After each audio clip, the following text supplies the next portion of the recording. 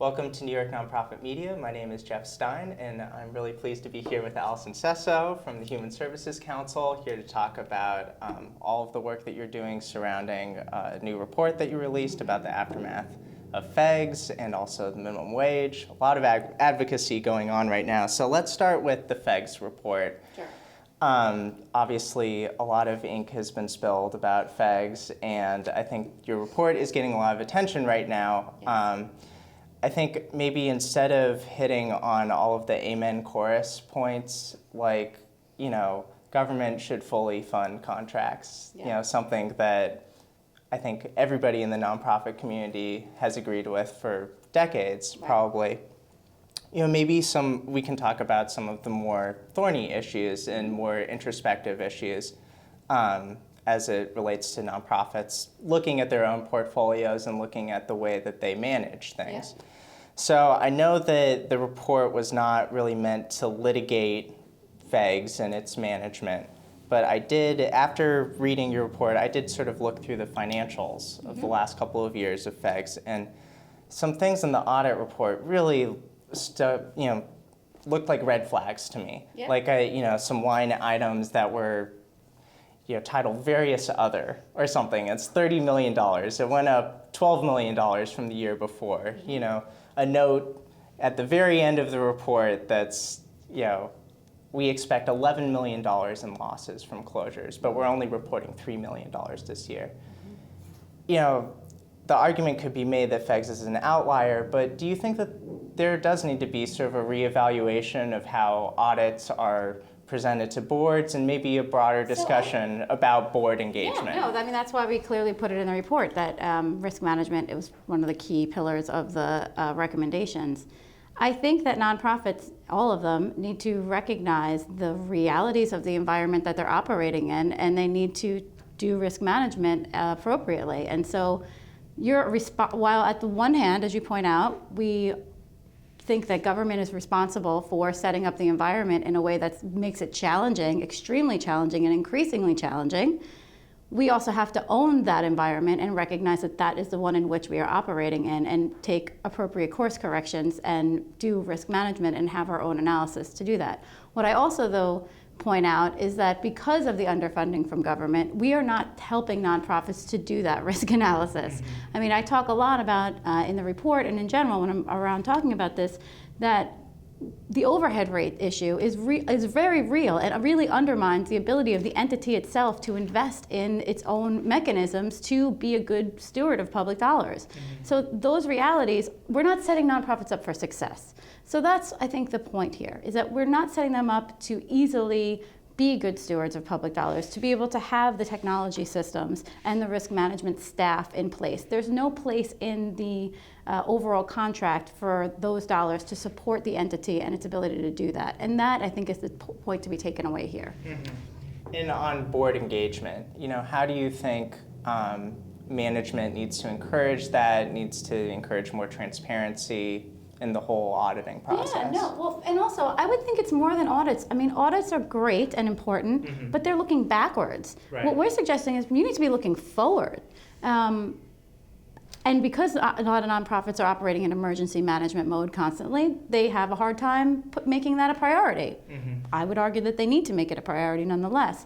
In terms of board engagement, I think it's a struggle for executives because their boards are volunteers and they tend to be busy people, and there's a very clear need for boards of directors to be raising funds and filling in these gaps that we're talking about that are created by government contracts.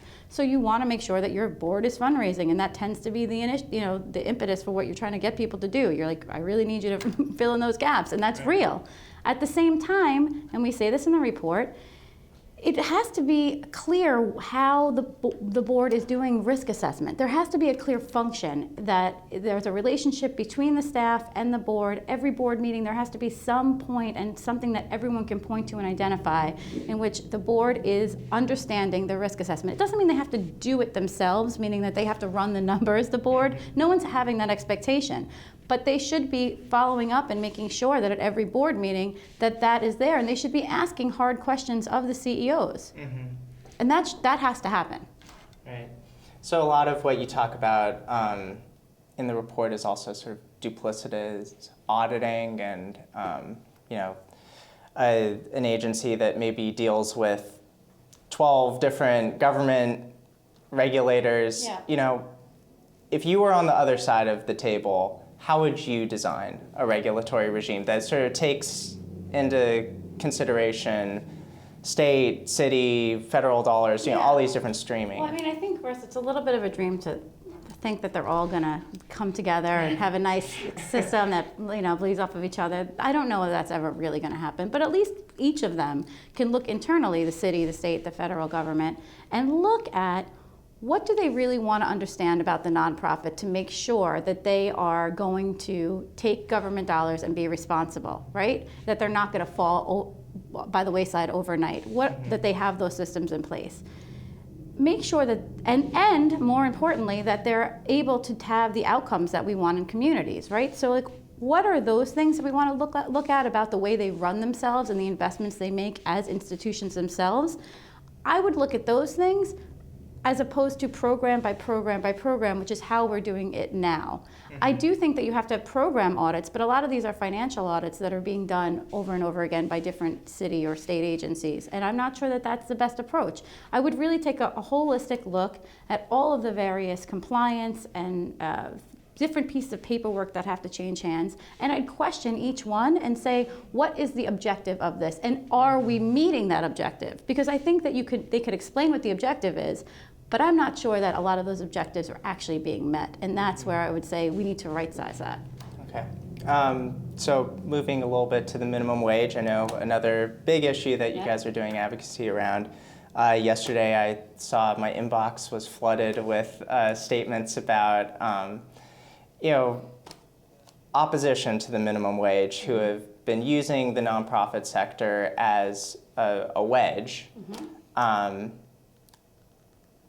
I wonder about the messaging on this. It seems like there's there are a lot of issues that nonprofits do have with, trying to figure out wage compression, as we've talked about before, and also something that Alan Mugatel, we were talking about, CEO of Leak & Watts, mentioned about, what if I'm an agency that's been providing more health care for my employees but a lower wage?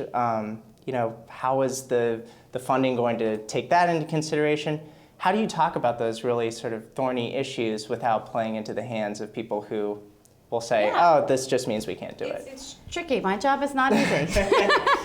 It is definitely tricky. I think it's with the big and, right? I think we absolutely support this policy and government needs to fund it in order for it to be successful. I think it is outrageous that we are being used as scapegoats by those that don't want to pass it. We have been completely clear that we support this policy for New York State. And there is no ifs about that. We absolutely support this as a policy for New York State. And we have to make sure that the state funds it. And in terms of the nuances of that, it is tricky. I think the rollout is going to matter. I think making sure that the compression issues are actually funded will matter. I think that thinking about what the healthcare implications are will matter. But that's not the conversation we're having at this moment in time. And I understand as a provider why you should be looking ahead and thinking about this, doing the risk assessment for what this policy change might mean for you. And you should be thinking ahead, and Alan's right to be questioning those things. But in terms of the politics, if we don't get this passed, those conversations will be irrelevant. And we will continue to have a situation in which our workforce is on food stamps, they're on Medicaid, they're costing the state money in other ways. It doesn't really make a whole lot of sense. And we're having huge turnover rates.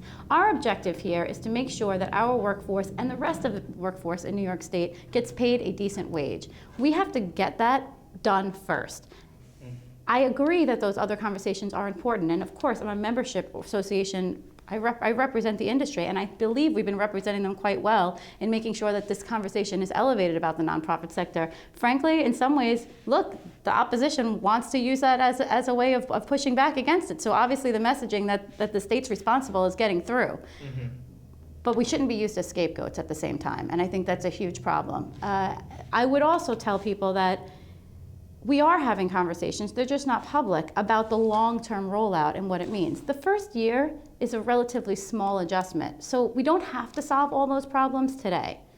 I get that politically we want to get them on the hook as soon as possible, but we don't have to solve all those problems and all those nuances today. We have to get the law passed today, and then we have to worry about what are the details of implementation, and I have to continue doing my job and representing the agencies as an advocate and talking about their needs in terms of the details of implementation.